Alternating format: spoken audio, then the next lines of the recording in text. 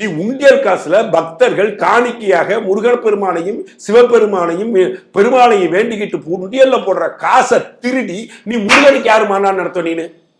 யார் நீ அந்த காசை தொடுறதுக்கு உனக்கு தகுதி?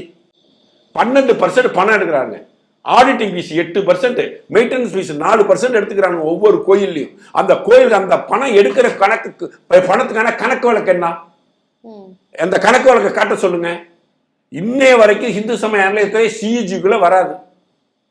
சிஇஜின்னு ஒரு அமைப்பு இருக்குல்ல கவர்மெண்ட் ஆஃப் இந்தியாவில், அதுக்கு கீழே கொண்டு வா, நாரி நரகுழஞ்சி போயிடுவானுங்க.